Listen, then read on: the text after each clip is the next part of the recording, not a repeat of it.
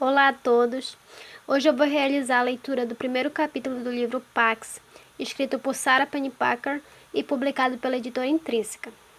O objetivo dessa leitura é, quem sabe, despertar o interesse de vocês pelo livro. Essa obra vai contar a história de Peter e sua raposa, que eram inseparáveis até que o pai do menino vai servir à guerra e o obriga a devolver Pax à natureza. Peter vai morar com a avó, mas acaba por reconhecer que seu verdadeiro lugar é ao lado da raposa. Então ele parte sozinho em busca dela, mesmo com a guerra se aproximando.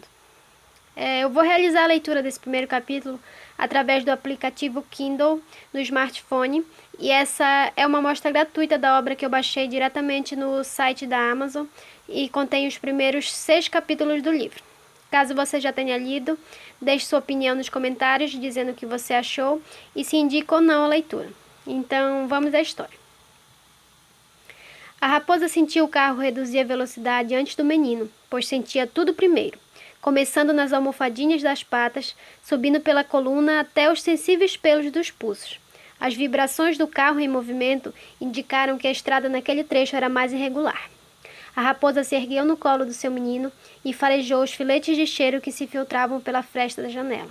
Estavam entrando em uma área de bosques. Os odores intensos de pinheiro, madeira, tronco, pinhas e agulhas rasgavam o ar como lâminas, mas, uma camada abaixo, a raposa identificou os aromas mais suaves de trevos, alho selvagem e samambaia, além de inúmeros outros que nunca havia sentido, mas que carregavam um forte tom de verde. Então o menino também sentiu algo.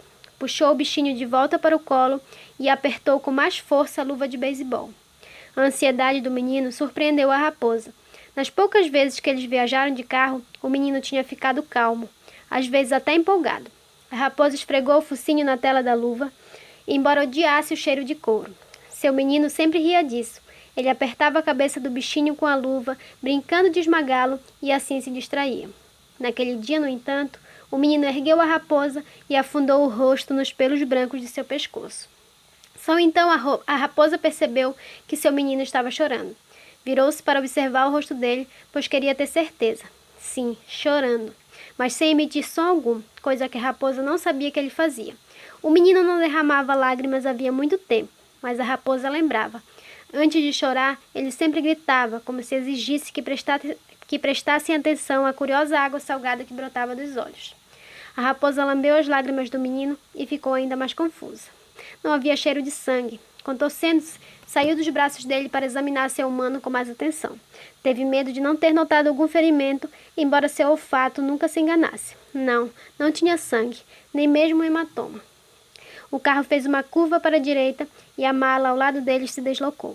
Pelo cheiro, a raposa sabia que ali estavam as roupas e os objetos de maior apego do menino. A foto que ficava sobre a cômoda do seu quarto e os itens que ele escondia na última gaveta. Com a pata, a raposa mexeu em uma ponta da mala, tentando abri-la o suficiente para que o nariz fraco do menino sentisse os cheiros de seus itens preferidos e ele se sentisse reconfortado. Justamente nessa hora, o carro desacelerou de novo, até um rastejar rosnado. O menino se debruçou para a frente, escondendo o rosto nas mãos. A raposa sentiu os batimentos cardíacos acelerarem de repente e os pelos fartos da cauda se eriçarem. O cheiro de metal queimado da roupa nova que o pai de seu menino usava fazia a garganta arder. A raposa pulou para a janela e a arranhou. Às vezes, quando estavam em casa, seu menino erguia o vidro quando o bichinho fazia aquilo. Sempre o ajudava a se sentir melhor. Dessa vez, porém, o menino apenas o puxou de volta para o colo e disse algo em tom de súplica ao pai. A raposa, que já tinha aprendido o significado de muitas palavras humanas, ouviu o menino usar uma das que conhecia. Não. Geralmente, a palavra não vinha ligada a um dos únicos 2 nomes que a raposa conhecia, o seu próprio e o do seu menino.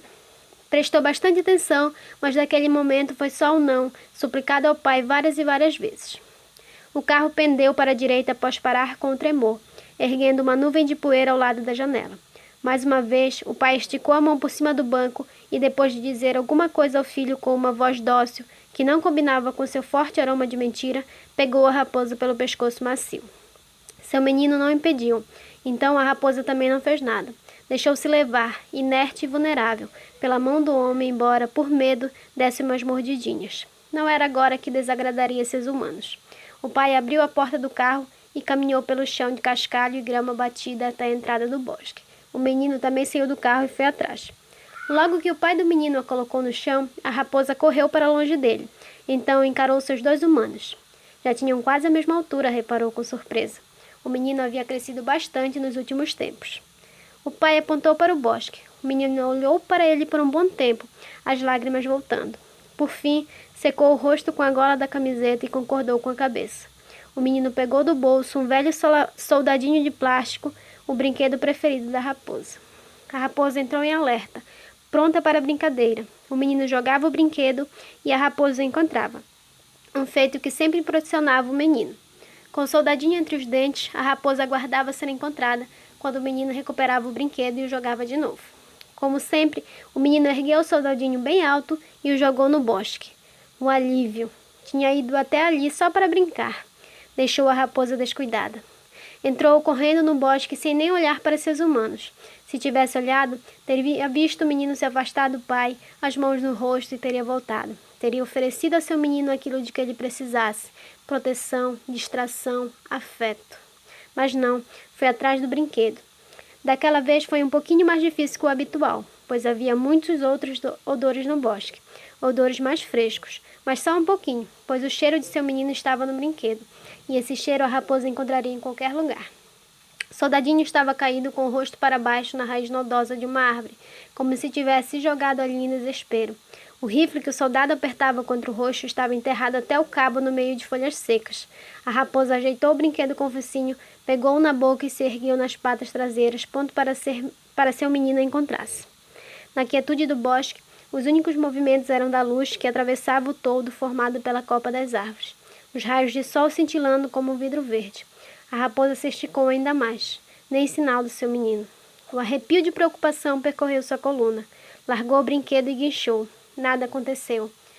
Guinchou de novo e mais uma vez teve como resposta apenas o silêncio. Se aquilo era uma brincadeira nova, não estava gostando. A raposa pegou o soldadinho de brinquedo e resolveu voltar, tomando o mesmo caminho pelo qual viera. Quando estava saindo do bosque, viu um pássaro azul voando, gritando. A raposa ficou paralisada, dividida. Seu menino estava esperando para continuar a brincar, mas pássaros! A raposa passava horas e horas observando pássaros de dentro do cercado e tinha arrepios de prazer ao vê-los cortando o céu de forma tão inconsequente quanto os relâmpagos que via nas noites de verão. Sempre ficava fascinada com a liberdade que via no voo deles. O pássaro gritou de novo. Dessa vez o som veio do meio do bosque e recebeu um coral de respostas. A raposa hesitou por mais um instante, espiando o bosque à procura de outro sinal da manchinha azul que voava. Foi quando ouviu atrás de si uma porta de carro sendo fechada, depois outra. A raposa partiu a toda, sem se importar com os espinheiros que arranhavam seu rosto. O motor do carro ganhou vida com um rugido. A raposa parou de súbito na beira da estrada. Seu menino baixou o vidro da janela e esticou os braços para fora. Quando o carro partiu, cantando o pneu e erguendo no cascalho uma nuvem de poeira, o pai gritou o nome do menino. Peter! E o menino gritou o outro único nome que a raposa conhecia. Pax!